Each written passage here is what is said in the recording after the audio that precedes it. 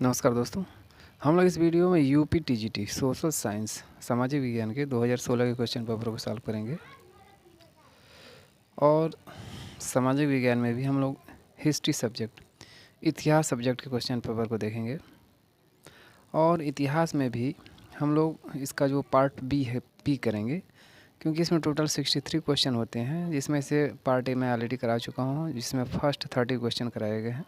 इसमें 31 इस वीडियो में हम लोग 31 से लेकर के और 63 तक क्वेश्चन सॉल्व करेंगे। तो चलिए स्टार्ट करते हैं। इस वीडियो का पहला प्रश्न 31 क्वेश्चन से स्टार्ट होगा। इस क्वेश्चन में कह रहा है, निम्नलिखित में से किसे मुगल शासकों के काल के दौरान न्यायिक प्रणाली में सर्वोच्च पद पर नियुक्त किया गया था? ऑप्शन ए काजी उल कजात। नेक्स्ट क्वेश्चन ऑप्शन बी कह रहा है काजी उल हजात, सी काजी फैज उल इस्लाम, या फिर डी इसमें से कोई नहीं। हमें बताना है किससे मुगल शासकों के काल के दौरान न्यायिक प्रणाली में सर्वोच्च पद पर नियुक्त किया गया था।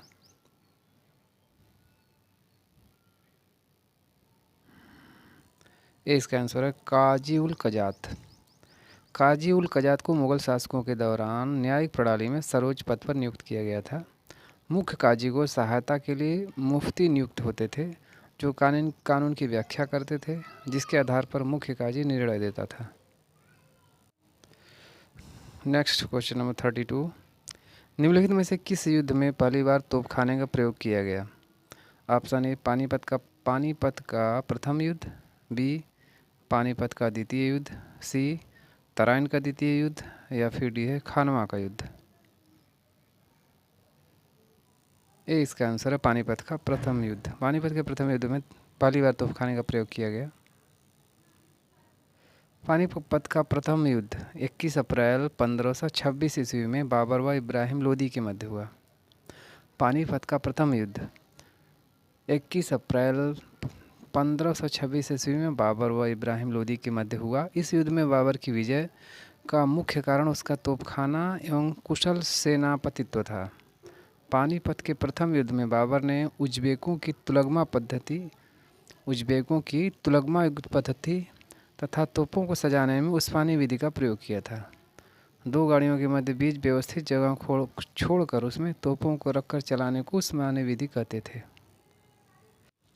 नेक्स्ट क्वेश्चन नंबर 33, बाबर की मृत्यु 26 दिसंबर 1530 में हुई और उसे आगरा के आराम बाग में दफनाया गया।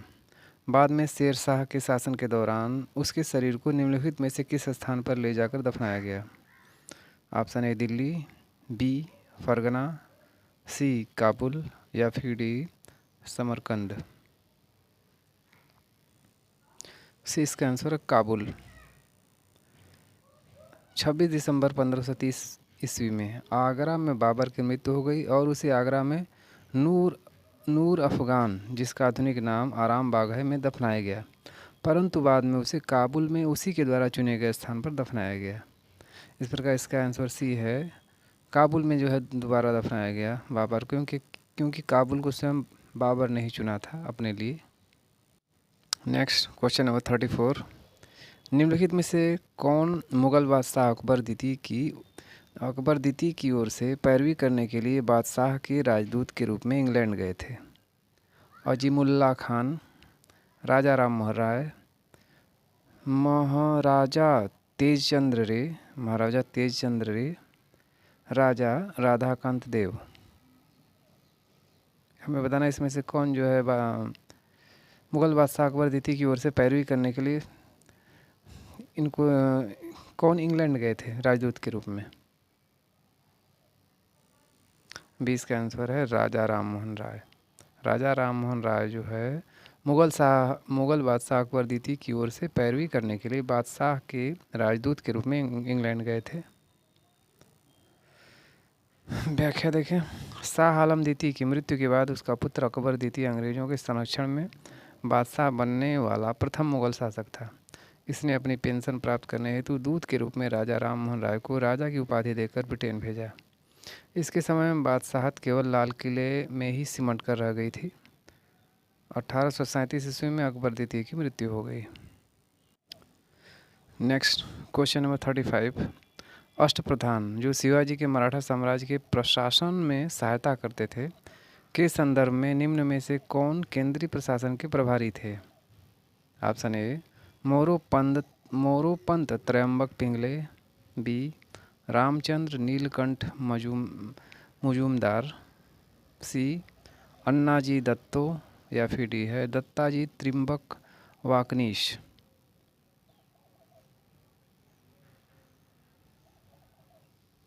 हमें बताना है कि इसमें से कौन जो है शिवाजी के मराठा साम्राज्य के प्रशासन में सहायता करते थे और ये इनके संबंध में कौन केंद्रीय प्रशासन के प्रभारी थे।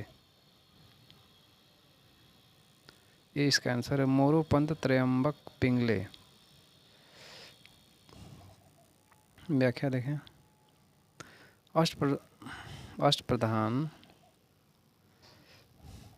अष्टप्रधान जो शिवाजी के मराठा साम्राज्य के प्रशासन में सहायता करते थे के संदर्भ में केंद्रीय प्रशासन के प्रभारी मोरोपंत त्रयंबक पिंगले थे। ये मराठा साम्राज्य के प्रधान पेशवा थे। मोरोपंत त्रयंबक पिंगले ये मराठा साम्राज्य के प्रथम पेशवा थे। शिवाजी की प्रशासनिक व्यवस्था अधिकांशतः दक्षिण राज्यों और मुगलों की प्रशासनिक व्यवस्था से प्रभावित थी। शासन का वास्तविक संचालन 8 मंत्री करते थे, जिसे अष्टप्रधान कहा जाता था, जिसका कार्य राजा को परामर्श देना मात्र था और इसे किसी भी रूप में या किसी भी अर्थ में हम मंत्रिमंडल नहीं कर सकते हैं। Next question number 36। निम्नलिखित में से किसे दक्कन क्षेत्र में गुरिल्ला युद्ध नीति का प्रणेता कहा जाता है? शिवाजी, शाहजी भोसले, मलिक अंबर, या फिर मालोजी भोसले को?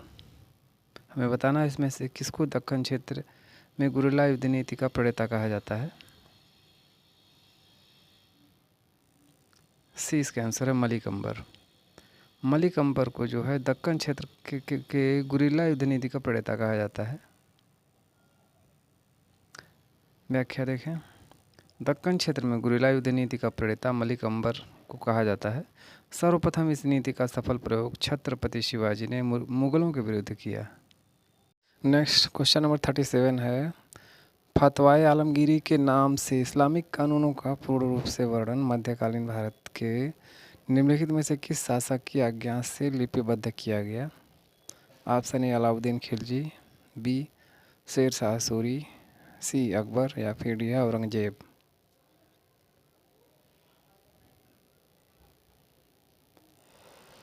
डी इसका आंसर औरंगजेब। फतवाए आलमगीरी के नाम से इस्लामिक कानूनों का पूर्ण रूप से वर्णन मध्यकालीन भारत के निम्नलिखित में जो मध्यकालीन भारत के इतिहास में औरंगजेब की आज्ञा से लिपिबद्ध किया गया।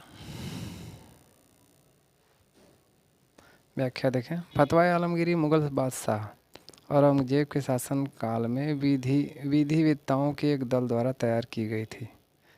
फतवाए आलमगीरी जो है औरंगजेब के शासनकाल में विधिवेत्ताओं या जो विधि के जानकार थे उनके द्वारा तैयार की गई थी। यह कृति मुस्लिम कानूनों का अत्यंत प्रामाणिक एवं विस्तृत सार संग्रह माना जाता है। Next question number 38। निम्नलिखित में से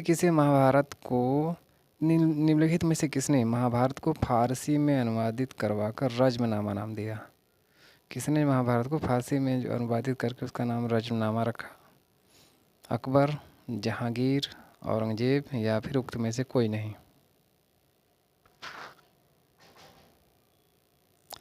इसका आंसर अकबर।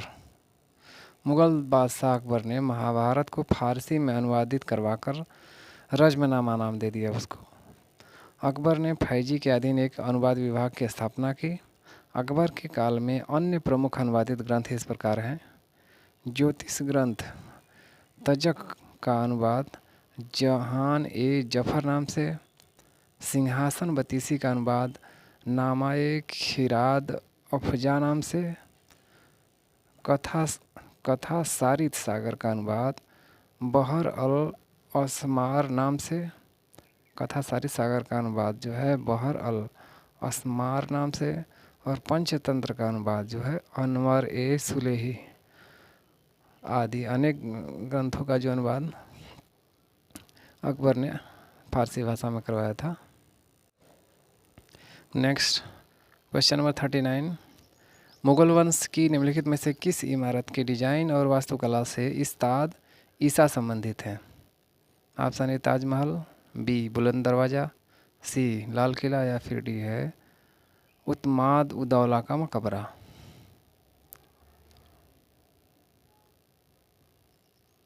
हमें बताना है किस इमारत से जो है उस्ताद ईसा संबंधित है। ए इसका आंसर है ताजमहल।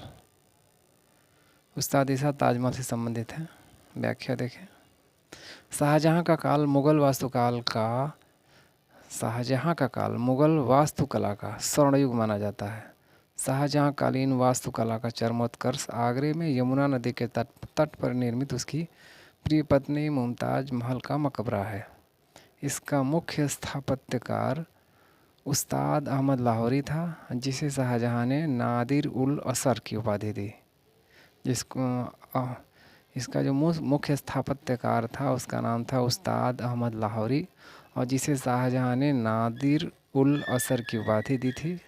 और इसका प्रधान मिस्त्री, ये जो वास्तुकार था उसका प्रधान मिस्त्री या निर्माता उस्ताद ईसा खां था।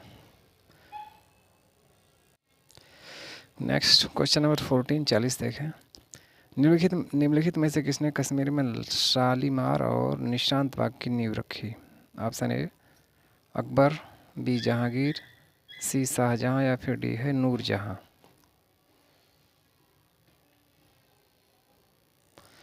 बी इसका आंसर है जहांगीर। जहांगीर ने कश्मीर में शालीमार और निशांत बाग की नींव रखी। व्याख्या देखें। जहांगीर ने कश्मीर में प्रसिद्ध शालीमार और निशात बाग की नींव रखी, और उसी ने शेख सलीम चिश्ती के मकबरे में लाल बलुआ पत्थर के स्थान पर संगमरमर लगवाया। जहांगीर ने वास्तुकला की अपेक्षा चित्रकला को अधिक प्रश्रय दिया। फलस्वरूप उसके समय में बहुत कम इमारतों का निर्माण हुआ। जहांगीर के समय सबसे उल्लेखनीय इमारत एतमादुद्दौला का मकबरा है। नेक्स्ट क्वेश्चन नंबर 41 है। कौन से चिश्ती सूफी संत को चिरागे देहलवी के लोकप्रिय नाम से जाना जाता है? Option A Nizamuddin Auliya, B Sheikh Nasiruddin Mahmud, C Qutbuddin Bakhtiyar Kaki या फिर डी है उक्त में से कोई नहीं। हमें बताना इसमें से कौन चिरागे देहलवी के लोकप्रिय नाम से जाना जाता था। बी इसका आंसर है शेख नासिरुद्दीन महमूद। शेख नासिरुद्दीन महमूद को जो है चिरागे देहलवी के नाम से जाना जाता था। चिश्ती सूफी संत शेख नासिरुद्दीन महमूद को चिरागे देहलवी के नाम से भी जाना जाता था। ये निजामुद्दीन औलिया के शिष्य थे। इन्होंने तौहीद वजूदी की रचना की और शेख नासिरुद्दीन महमूद ये निजामुद्दीन औलिया के शिष्य थे। भारत में चिश्ती संप्रदाय की स्थापना ख्वाजा मुइनुद्दीन चिश्ती ने किया था। भारत में चिश्ती संप्रदाय की स्थापना ख्वाजा मुइनुद्दीन चिश्ती ने 1143 से 1263 ईस्वी में अजमेर में किया था। Next question number 42। निम्नलिखित में से किसने 1613 में सूरत में अंग्रेजों द्वारा कारखाना स्थापित करने के लिए फरमान जारी करने हेतु जहांगीर को प्रभावित किया? ये जो क्वेश्चन दिया गया है, अगर हम इसके आधार पर देखें तो यहाँ पे 4 जो विकल्प है, चारों घटनाएं हैं। कोई ना तो ये व्यक्ति है ना तो स्थान का नाम है। इसलिए यहाँ पे जो क्वेश्चन को इस तरह से करेंगे तो थोड़ा सा समझने में हमें कठिनाई महसूस होगी। इसलिए क्वेश्चन में हम थोड़ी सी चीज़ें जो यहाँ पे ब्लू कलर में लिखी गई है कि निम्नलिखित में से किस घटना ने, इसको जोड़ देंगे तो आसानी से हम समझ सकते हैं इसको। तो क्वेश्चन देखें फिर से हम। निम्नलिखित में से यहाँ पे होगा किस घटना ने 1613 में सूरत में अंग्रेजों द्वारा कारखाना स्थापित करने के लिए फरमान जारी करने हेतु जहांगीर को प्रभावित किया? किस घटना ने? ऑप्शन ए अंग्रेजों और पुर्तगालियों के बीच समन्वय, बी मुग़ल बादशाहों की पुर्तगालियों को बाहर निकालने के लिए एक गुप्त नौसैनिक सहायता, सी नूरजहाँ को भारी रिश्वत, या फिर डी है अंग्रेज़ों द्वारा पुर्तगालियों के नौसैनिक स्क्वाड्रन की हार, या अंग्रेज़ों द्वारा पुर्तगालियों के स्क्वाड्रन को हराया जाना, पराजित करना। डी इसका आंसर है। अंग्रेजों द्वारा पुर्तगालियों की नौसैनिक स्क्वाड्रन की हार। यही घटना जो है औरंगजेब को प्रभावित की और उसने जो है फरमान जारी कर दिया यहाँ पे कारखाना स्थापित करने के लिए। व्याख्या देखें। 6 फरवरी 1613 ईस्वी को जारी एक शाही फरमान जहांगीर की ओर से फरमान जारी किया गया था और इसके द्वारा अंग्रेज़ों को सूरत में व्यापारी कोठी स्थापित करने तथा मुग़ल राज दरबार में एक एलची रखने की अनुमति प्राप्त हो गई। जहांगीर ने ऐसा इसलिए किया क्योंकि वह अंग्रेज़ों द्वारा पुर्तगालियों के नौसैनिक स्क्वाड्रन की हार से प्रभावित था।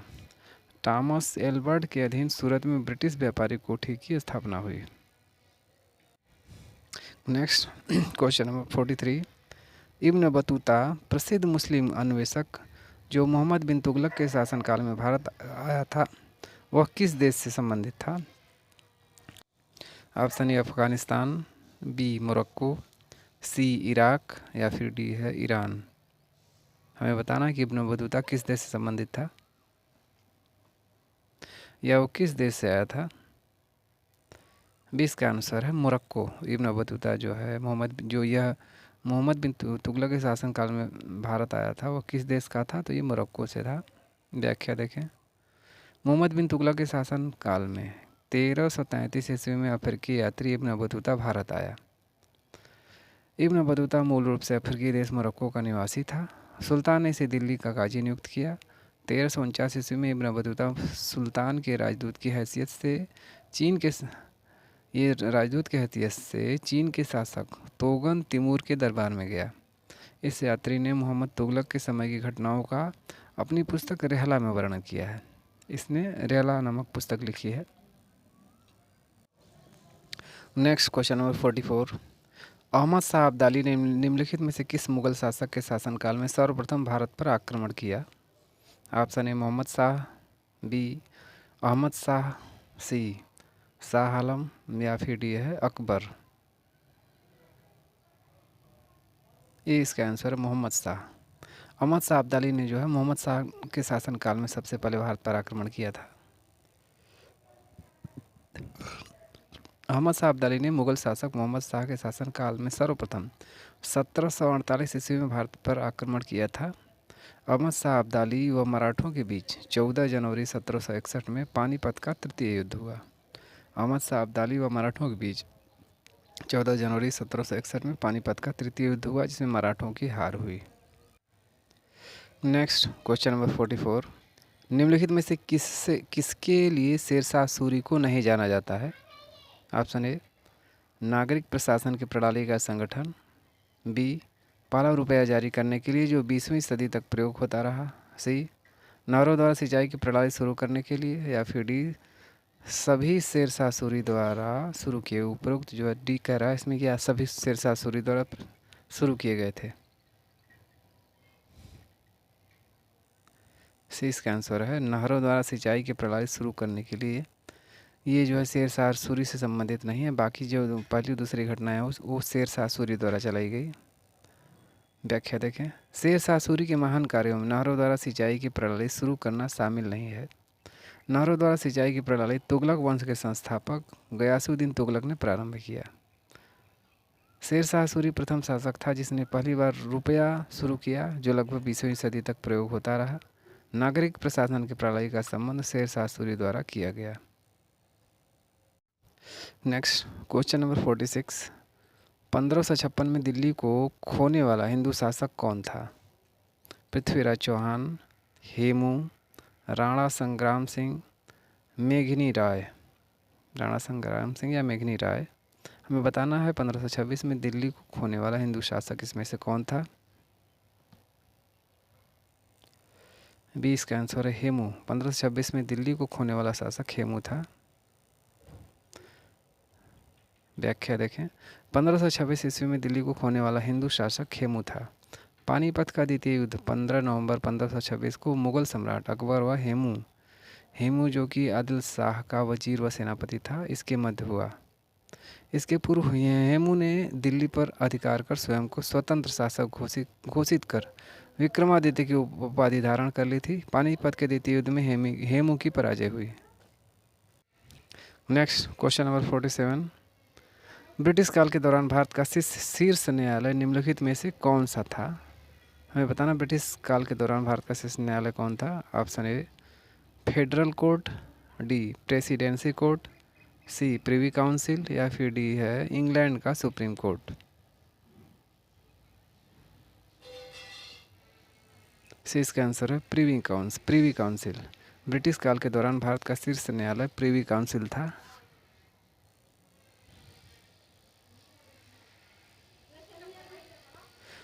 सत्रह सौ चौहत्तर ईस्वी में कलकत्ता में एक सर्वोच्च न्यायालय की स्थापना की गई। सर एलिजा इप्पे को मुख्य न्यायाधीश तथा 3 अन्य चेम्बर्स लीमस्टर एवं हाइड को न्यायाधीश बनाया गया। यह अभिलेख न्यायालय था कलकत्ता में जो स्थापित हुआ था। इसके विरुद्ध अपील प्रिवी काउंसिल में होती थी। इस प्रकार ब्रिटिश शासनकाल के दौरान भारत का शीर्ष न्यायालय प्रिवी काउंसिल था। नेक्स्ट क्वेश्चन नंबर 48, निम्नलिखित में से किसने भारतीय विश्वविद्यालयों में धार्मिक शिक्षा के लिए प्रबलता से वकालत की? ऑप्शन ए बाल गंगाधर तिलक, बी स्वामी विवेकानंद, सी महात्मा गांधी या फिर डी मदन मोहन मालवीय। हमें इसमें बताना है किसने भारतीय विश्वविद्यालयों में धार्मिक शिक्षा के लिए प्रबलता से वकालत की थी।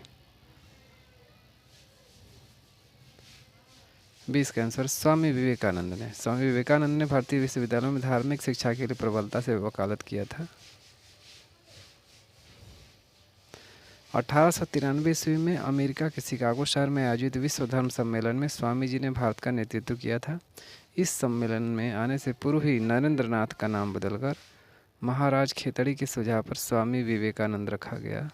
अर्थात विवेकानंद का नाम जो नरेंद्र था वो नाम बदल करके स्वामी विवेकानंद यहीं पर रखा गया। नेक्स्ट क्वेश्चन नंबर 49, 3 फरवरी 1882 को भारत की ब्रिटिश सरकार ने शिक्षा निदेश की मौजूदा प्रणाली की कार्यशैली की जांच एवं उसके लोकप्रिय आधार पर विस्तार के लिए एक भारतीय शिक्षा आयोग की नियुक्ति की। निम्नलिखित में से उस आयोग का अध्यक्ष कौन था? Option A HP Jacob, B C Pearson, B है सी पियर्सन और सी ऑप्शन है GE वार्ड और डी कह रहा है या फिर डी ऑप्शन है दिया है W हंटर। हमें बताना है कि 1882 को भारतीय ब्रिटिश सरकार ने शिक्षा निदेश के मौजूदा प्रणाली की कार्यशैली की जांच एवं उसके लोकप्रिय आधार पर विस्तार के लिए एक भारतीय शिक्षा आयोग की नियुक्ति की। हमें बताना है उसका अध्यक्ष कौन था? डी इसका आंसर W हंटर।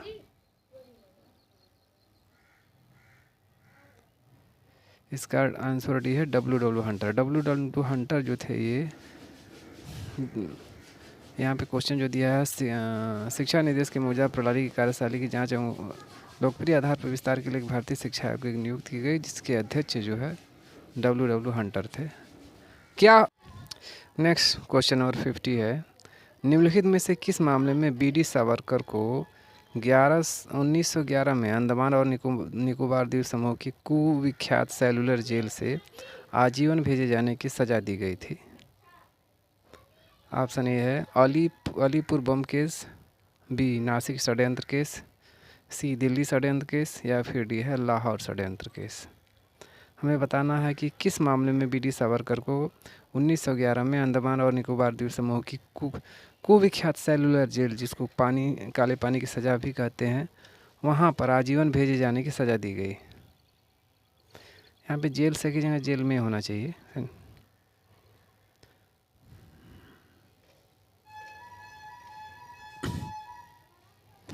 इसका आंसर भी है नासिक षड्यंत्र केस। नासिक षड्यंत्र केस में BD सावरकर को जो है अंडमान निकोबार द्वीप समूह की जो जेल है सेलुलर जेल वहाँ पे जो है आजीवन भेजे जाने की सज़ा दी गई। व्याख्या देखें, महाराष्ट्र के क्रांतिकारी संघों में से प्रथम स्थान पर विनायक दामोदर सावरकर द्वारा स्थापित अभिनव भारत समाज का था। उन्होंने जो अभिनव भारत समाज की स्थापना की थी एक क्रांतिकारी के मामले में सबसे प्रथम स्थान इसका आता है। बीडी सावरकर द्वारा 1899 में स्थापित मित्र मेला नामक संस्था ही कालांतर में अभिनव भारत समाज के रूप में प्रसिद्ध हुई। नासिक जिले के कलेक्टर जैक्सन की हत्या के लिए नासिक षड्यंत्र केस के तहत बीडी सावरकर को 1911 में अंडमान और निकोबार द्वीप समूह की सेलुलर जेल, जिसको हम काला पानी भी कहते हैं, वहाँ सेलुलर जेल में आजीवन भेजे जाने की सज़ा दी गई थी। नेक्स्ट क्वेश्चन नंबर 51 है, सत्य शोधक समाज की स्थापना निम्नलिखित में से किसने की? राजा राममोहन राय, संत तुकाराम, महात्मा ज्योतिबा फुले या फिर इसमें से कोई नहीं? हमें बताना सत्य शोधक समाज की स्थापना किसने की।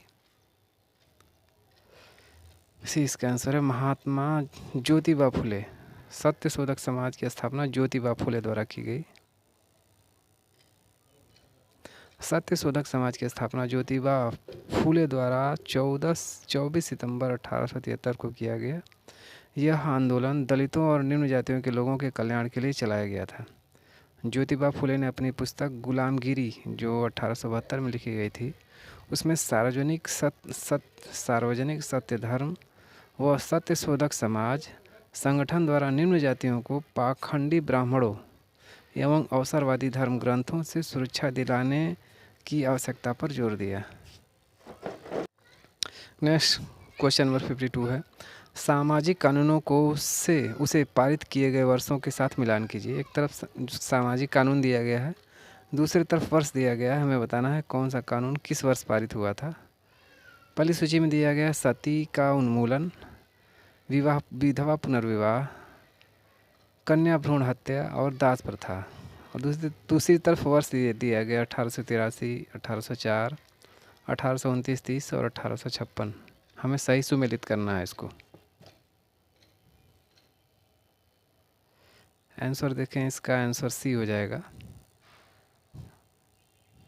और अगर हम इसको ईयर वाइज याद करें तो अगर हम इसको जिस क्रम में दिया गया उससे याद करेंगे थोड़ी सी परेशानी होगी, इसलिए इसको हमने सीरियल नंबर से इधर लिख दिया है ब्लू कलर में। इसको क्रम वाइज याद करेंगे, क्रम वाइज देखेंगे तो आसानी से हम इसको अपने माइंड में सेट कर सकते हैं। जैसे सबसे पहले जो है कन्या भ्रूण हत्या 1804 में इस पर प्रतिबंध लगाया गया था, कानून पास हुआ था। और फिर उसके बाद सती प्रथा 1829-30 में इसके ऊपर प्रतिबंध लगा। और दास प्रथा का अंत जो हुआ 1843 में। और विधवा पुनर्विवाह जो है 1856 में ये विधवा पुनर्विवाह कानून लागू हुआ।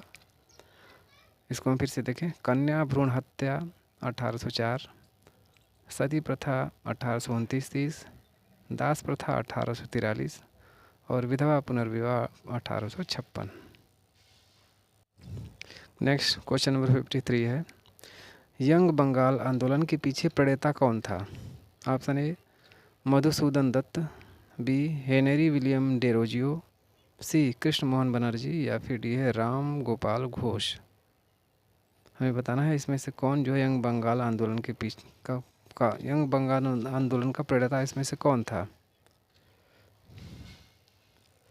बी इसका आंसर है Henry William Derozio. Henry William Derozio जो है यंग बंगाल आंदोलन के प्रणेता थे। व्याख्या देखें, यंग बंगाल आंदोलन के संस्थापक हिंदू कॉलेज के एंग्लो इंडियन शिक्षक हेनरी विलियम डेरोजियो थे। 1828 ईस्वी में स्थापित यंग बंगाल आंदोलन का प्रमुख उद्देश्य प्रेस की स्वतंत्रता, जमींदारों के अत्याचार से रैयतों को सुरक्षा, सरकारी नौकरियों में उच्च पदों पर भारतीयों की नियुक्ति होती आवाज़ उठाना, ये सब इनका कार्य था। विलियम डेरोजियो फ्रांस की क्रांति से अत्यंत प्रभावित थे। नेक्स्ट क्वेश्चन नंबर 54, निम्नलिखित में से किसने 1909 में lieutenant colonel sir William Curzon Wyllie पर भारतीय स्वतंत्रता आंदोलन में क्रांति के प्रथम कार्य के रूप में आक्रमण किया? इसमें से किसने जो है सर विलियम कर्जन वायली पर आक्रमण किया? Option A Madan Lal Dhingra, B Hardayal, C Udham Singh या फिर डी है Roshan Singh.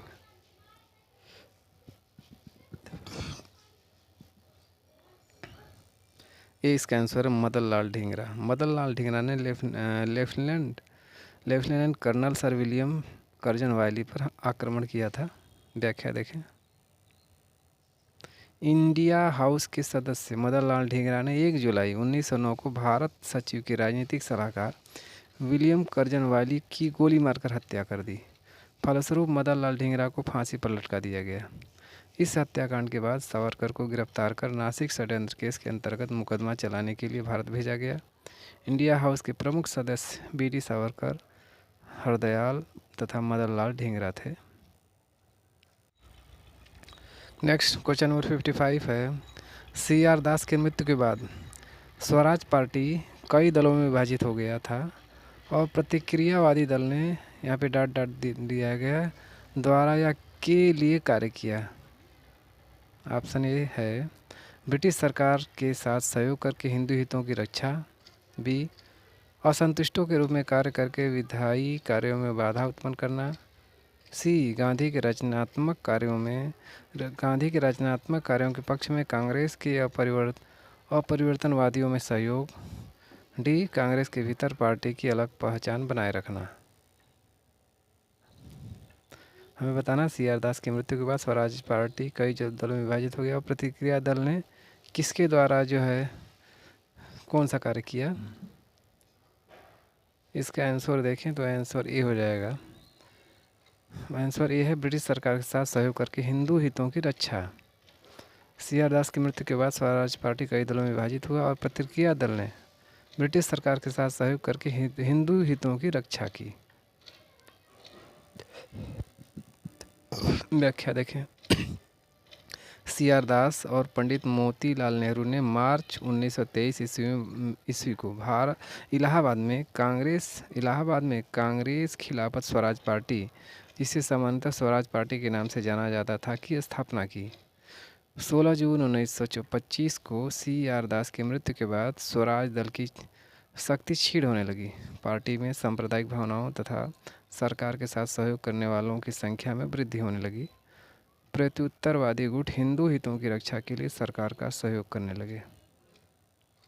Next question number 56, Swaraj Bharat के राजनीतिक प्रयासों का लक्ष्य था। यह दादा भाई नौरोजी द्वारा दिया गया है में घोषित किया गया। दादा भाई नौरोजी द्वारा कब घोषित किया गया। ऑप्शन ए कलकत्ता सत्र 1888, बी कलकत्ता सत्र 1906, सी लाहौर सत्र 1885 या फिर डी है बॉम्बे सत्र 1889 1889। हमें बताना है कि स्वराज भारत के राजनीतिक प्रयासों का लक्ष्य था। यह दादा भाई नौरोजी द्वारा इसमें से कब घोषित किया गया। बी इसका आंसर है कलकत्ता सत्र 1906 में घोषित किया गया। भारतीय राष्ट्रीय कांग्रेस के कलकत्ता अधिवेशन 1906 ईस्वी में दादा भाई नौरोजी ने स्वराज को भारत के राजनीतिक प्रयासों का लक्ष्य घोषित किया।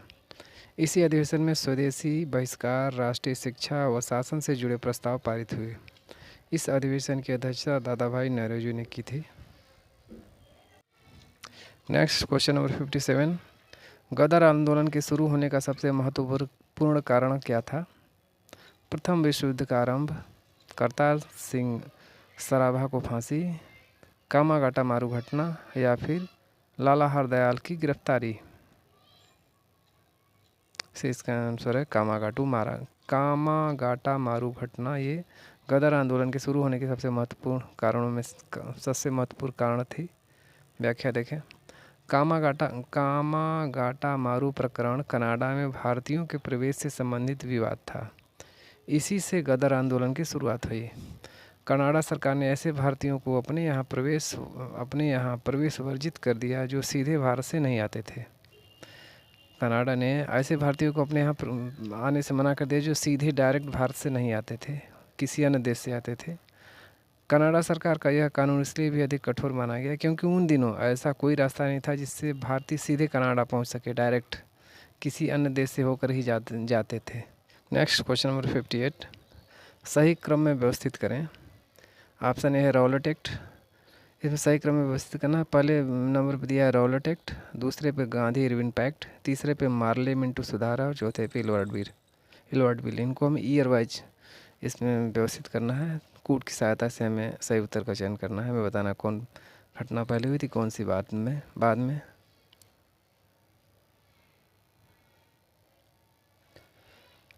इसका आंसर ये हो जाएगा।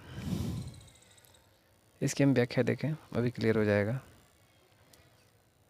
17 मार्च 1919 को केंद्रीय विधान परिषद में पास हुआ विधेयक रॉलेट एक्ट या रॉलेट अधिनियम के नाम से जाना जाता है। रॉलेट एक्ट को भारतीय जनता ने काला कानून कहकर इसकी आलोचना की। 15 मार्च 1931 को महात्मा गांधी व वायसराय इरविन के मध्य एक समझौता हुआ जिसे गांधी इरविन पैक्ट कहा गया। मार्ले मिंटो सुधार 1909 को हुआ। इलवर्ड बिल 1883 ईस्वी को पारित हुआ। अतः सही क्रम इलवर्ड बिल, मार्ले मिंटो सुधार, रॉलेट एक्ट और गांधी इरविन पैक्ट है। इसको बिल्कुल शॉर्ट में हम देख लें, यहाँ पे ब्लू कलर में लिखा गया है। इलवर्ड बिल 1883 में पारित हुआ, मार्ले मिंटो सुधार 1919 में, रॉलेट एक्ट मार्ले मिंटो सुधार 1909 में, रॉलेट एक्ट 1919 में हुआ और गांधी इरविन पैक्ट जो है 1931 में हुआ। इसको एक बार फिर से देखें। इलवर्ड बिल 1883, मार्ले मिंटो सुधार 1909, रॉलेट एक्ट 1919 और Gandhi Irwin pact 1931। Next question number 59 देखें। उर्दू कवि जो द्वितीय और तृतीय गोलमेज सम्मेलन दोनों के प्रतिनिधि थे वो कौन थे? Option A Arun Asaf Ali, B Mohammad Iqbal, C Khan Abdul Ghaffar Khan या फिर डी है फैज अहमद फैज। बताना इसमें से कौन जो है द्वितीय और तृतीय गोलमेज सम्मेलन दोनों के प्रतिनिधि थे। 20 का आंसर है मोहम्मद इकबाल। मोहम्मद इकबाल जो है द्वितीय और तृतीय गोलमेज सम्मेलन दोनों के प्रतिनिधि थे। व्याख्या देखें। दूसरा गोलमेज सम्मेलन लंदन में 7 सितंबर 1931 से 1 दिसंबर 1931 तक चला। तृतीय गोलमेज सम्मेलन 17 नवंबर 1932 से 24 दिसंबर 1932 तक चला। जो पहला गोलमेज सम्मेलन था 7 सितंबर 1931 से 1 दिसंबर 1931 तक चला और दूसरा गोलमेज सम्मेलन जो है 17 नवंबर 1932 से 24 दिसंबर 1932 तक चला। इन दोनों गोलमेज सम्मेलनों में उर्दू कवि मोहम्मद इकबाल ने भाग लिया। तृतीय गोलमेज सम्मेलन का कांग्रेस ने बहिष्कार किया था। द्वितीय गोलमेज सम्मेलन सांप्रदायिक समस्या पर विवाद के कारण विफल रहा। नेक्स्ट क्वेश्चन नंबर 60 देखें। 60 मकबरों की अष्टभुजाकार आकृति मध्यकालीन भारत के निम्नलिखित में से किस वंश की विशेषता थी? खिलजी वंश, तुगलक वंश, सैयद वंश या फिर लोधी वंश? डी इसका आंसर है लोधी वंश। मकबरों की अष्टभुजाकार आकृति जो मध्यकालीन भारत के मोहम्मद लोधी, भारत में लोधी वंश के स्थापत्य कला की विशेषता थी। व्याख्या देखें।